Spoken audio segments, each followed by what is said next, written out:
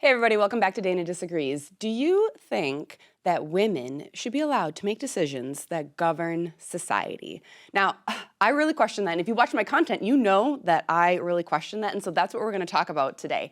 And just a reminder for all of you guys, go join 3M Men inside of school. That is my men's community where men are coming together and we're all working on our 3Ms, our mind, muscle, and money. We're talking about women and relationships. There's a brotherhood of men that's being developed, and it's just a really awesome place to be. So go check that out if you're interested in that, okay? But first things first, we're gonna do rules and exceptions to rules, because I tend to talk about that a lot because we wanna kind of stay with the rules of things, and we can talk about exceptions to rules, but really need to be able to focus on the rules. So first of all, the rules are that men are masculine and women are feminine, and there are clearly exceptions to those rules, but those are the rules. And each one of us has a little bit of masculine in us, and each one of us has a little bit of feminine, right? Everybody has a little bit of both of those characteristics, but largely men are masculine and women are feminine. Now, remember that masculine traits are more like the competitive, aggressive, being laser focused, being really confident, being generous, and feminine traits are more like nurturing, compassionate, wanting things to be a little bit more fair and equal, being vulnerable, being a lot more sensitive, right? So those are our complementary opposites of our masculine and feminine. Now, when we look at these traits that I just listed off, right? Okay, so men, masculine, competitive, aggressive, laser focused. Women, intuition, nurturing, compassionate. When we look at these traits, which ones should govern society to make us productive and successful? Like, come on, we all know what the answer is. We know that it's the masculine traits that need to be able to govern society. If we govern society using those feminine traits, we're gonna crumble. I always say if women took over the country and it was all completely run by women, we'd be annihilated in 30 seconds, right? Because that's not scary. Right? I have a friend here. If you guys are inside of school and you've taken How to Win and you've seen Dr. Patrick Flynn, this is the example that he gives all the time. If there are 30 women outside of the office, like waiting for you because they're mad at you, are you even scared of them?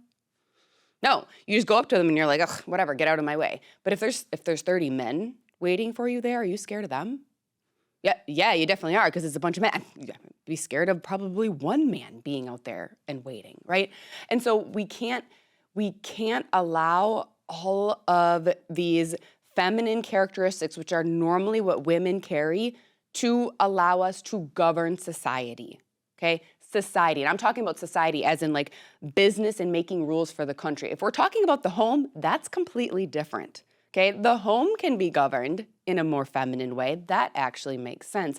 But we're talking about how to rule society, and the reason I care about this so much is because we're stepping a lot more into the feminine side of ruling society, and we can't do that because I actually care about my country and I don't want it to be annihilated in 30 seconds, which would be really easy to do if a bunch of women took over.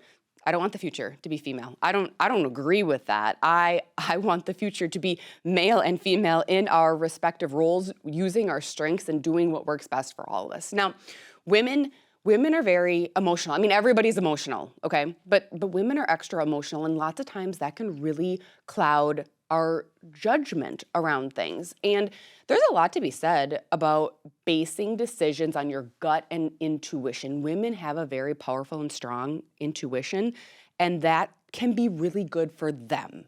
Okay, there are times I think where it is good for women to make some decisions based on how they feel about things, because that's often how women operate. But in terms of how men operate and how society needs to be operated, we can't just go based on our feelings and based on our emotions. Society needs to be ruled in a much more masculine way, and otherwise it's clearly going to crumble, right? I've said it would be annihilated in 30 seconds a couple times now, and I really, really feel that. Think about society, but think about business too. The most successful businesses, are they compassionate? Are they nurturing when it comes to like their rivals and their competition? No, you can't be like that. That doesn't make any sense. You'll be put out of business immediately. And yes, there are good women leaders, and there are good women business owners and business leaders. But you know why they're good? Because they step into their masculine side when they're leading the business and running the business, because that's how it has to be done. If they have those feminine traits all day while they're managing people and while they are managing their business and making business decisions and trying to grow and scale and make everything bigger, they're not going to be able to win. Okay? Like that's just how it works. Women need to be able to be masculine when they are at work. Because the thing is, when we come to work, everybody basically just has to be a man. Okay? And that I get that can be super hard for women, because you're a woman and then you have to come to work and you basically have to be a man. But then you have to go home and you still have to be a woman, because your man doesn't want you to be a man when he goes home. Men, you get to be men all the time. And that's cool. I'm jealous of that. But women need to be masculine when they come to work, but they got to be able to turn that off when they go home.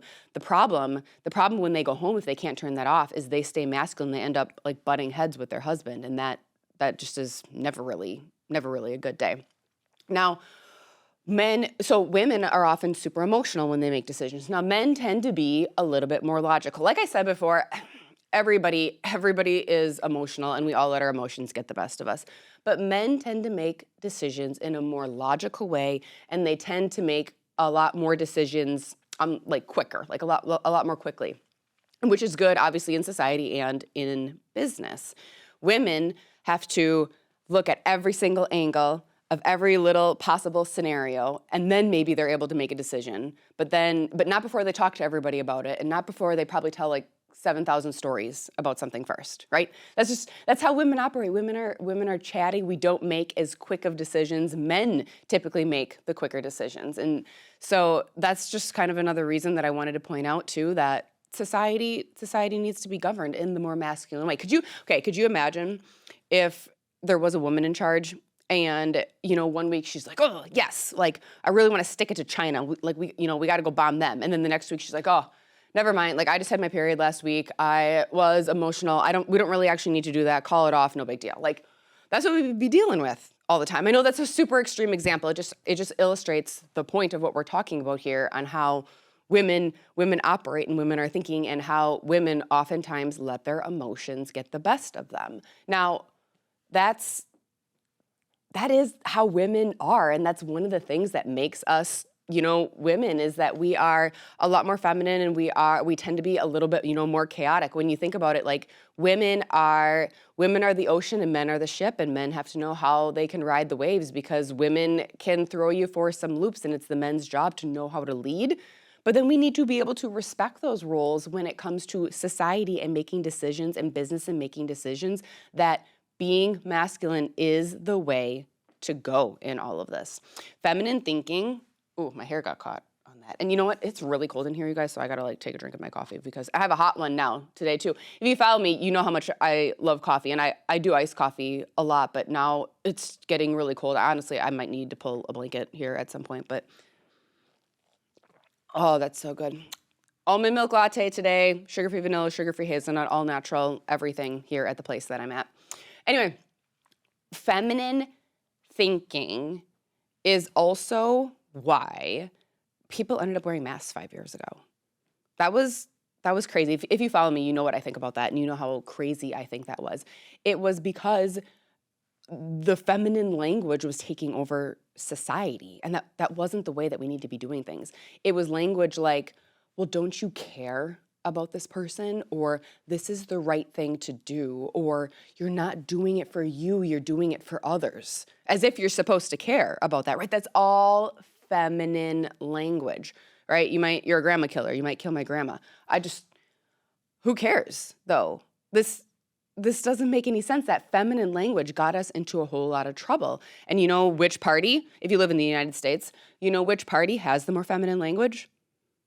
The Democratic Party. Honestly, if it weren't for women, the Democratic Party as it exists today probably wouldn't even exist, but they use that feminine language because it's super easy to manipulate women, and then they get them to feel sorry for different causes and get them to vote for them, even though It doesn't make sense. And this isn't realistically how we can run society. If you just listen to how they talk, right? It's, I'll take care of you. It's, I care. I show compassion, and we want to include everybody. Everybody probably shouldn't be included. I'm just saying. We don't actually have to include everybody. That's okay. That doesn't need to be done at the end of the day, right? And this idea that we need to care about everybody else's feelings is extremely feminine. And it's also, I think, just wrong. We don't need to care about everybody's feelings. We don't need to care about everybody's emotions. And I don't care. Okay, you hear people talking about this all the time about like, well, it's for the greater good. I don't believe in the greater good. I believe in the individual, because who gets to decide who's in the greater good? Because I want to decide every time, and trust me, every time I'm going to be in the greater good. Who gets to decide who gets to be part of the greater good and which people have to sacrifice? Who gets to decide that? People get manipulated into thinking the greater good is some kind of noble cause, where I'm over here like, no, I believe in the individual. And again, there are rules and exceptions. So my rule is I don't believe in the greater good. And there are times where it can come into play, because I am not going to compromise on my values and my freedoms for other people. I'm not going to do that. That's why I don't believe in the greater good. Of course, there can be an exception to that. So if you've been watching my social media, you know a little while ago I was in Sedona. Okay, well, one of my values very much is health, and also health freedom, which means I eat really good food and I'm really consistent with working out. You guys see me in the gym, or lots of times I'm working out at home and stuff like that too. And those are very big values of mine, and I'm not going to compromise those for other people.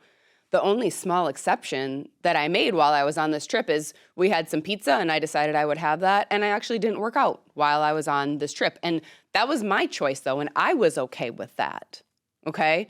So I get to choose when I'm going to go along with the greater good and when I'm not going to. And 99% of the time, I'm not gonna go along with the greater good. And I would encourage you not to either, because who gets to decide who's in the greater good, and who gets to decide who has to be the sacrifice? Because if you have to be the sacrifice, you're not going to be happy about this, right?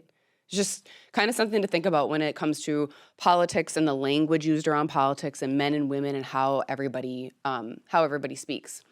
Now, I don't think that women should just never be part of the decision-making process, because I think women can provide a lot of really valuable input, and women lots of times have a really strong intuition that can be listened to about certain situations.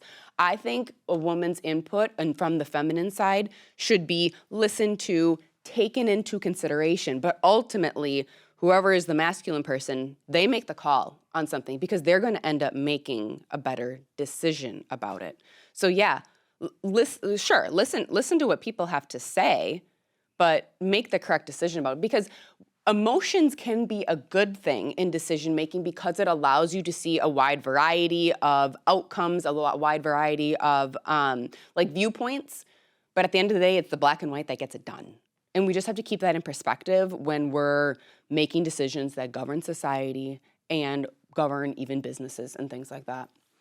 And the last thing that I want to kind of talk to you guys about is, and I've said this in my content 1,000 times too, is do not force the feminine to make decisions, okay? Decision making, being decisive, is a masculine quality, and it is a gift that he gives to the feminine. We don't want to put women in a position where they're making too many decisions. If women go to work and they have to act like men all day, they're probably making a lot of decisions all day, and that's okay. Some women are really good at that in some situations. That obviously makes sense. When I come to work here, I have to make a lot of decisions in the role that I'm in, and that's cool. But then when I go home, I'm able to turn my brain off, and you want women to be able to do that and not exhaust their decision-making ability, because if you do that at home, do you know what ends up happening? She ends up trusting her masculine way more than she trusts your masculine, and then you're just two masculine people fighting against each other, and the polarity is going to be completely gone, and that's how you turn into roommates super, super quickly, and I just don't want that for you guys. I want you to maintain that strong polarity of masculine and feminine. So try not to allow women to make too many decisions, or force them to make too many decisions, I should say, because it really can exhaust them. They want to be able to turn their brains off. We really want you to be the one making decisions, even with the small things. So if she asks you what she should wear tonight, or if she asks you which dress you like more, or if you like her hair better up or down, I want you to tell her, even if you don't care. I want you to tell her. She will do whatever she wants to do. She'll wear whatever dress she wants to wear. She'll do her hair however she wants to do her hair. But she got to experience your decisiveness. And that's really, really important for your relationship and maintaining that polarity. Okay? This makes sense to everybody? I don't think that women should make too many decisions that govern society. And really what that breaks down to is feminine characteristics cannot be used to run society. Masculine characteristics need to be able to run society and run business. Feminine is for the home, and feminine in terms of business is for a little bit of the culture aspect, right? A lot of you guys, you go to work and maybe you have team outings or like team happy hours or stuff that you do for camaraderie. Cool, that's all the feminine stuff. But that doesn't bring you in revenue at the end of the day. The masculine characteristics bring you in revenue and pay the bills. The feminine adds to the culture. And that's super great. I love that. Businesses need to have that. We have that here. And if it was a company run like completely 100% men, there probably wouldn't be as much of that culture piece. You know why? Because men are busy working, so they don't have time to plan all the activities and the outings and the food and the things like that. Nothing's really like right or wrong. The feminine touch can really help in the workplace for the culture, but it's not going to bring in money. And we need to be cognizant of that. The feminine touch can help add some culture to society. We just need to be careful that it doesn't take over too much, like it kind of is a little bit right now. Okay? Masculine is for out in the world. Feminine is really for at home. That's the point that I want you guys to be able to take home today, and that's the whole point of what I wanted to say about all of this and explain about all of this. As a reminder, be sure you are following me on Instagram, on Facebook, on TikTok, here on YouTube. Be sure that you are subscribing. Leave any comments that you want, whether you agree or disagree with me. I would love to hear about it. I would love to respond to your comments too, because I think the open dialogue is really good. I don't care if anybody disagrees with me. I don't care if anybody thinks differently. It's not that big of a deal. We can all exist together and have different opinions. I welcome that. I think it's great. Head over to school and join 3M Men if you need a brotherhood of men to work on your mind, muscle, and money. And we'll see you guys on the next one.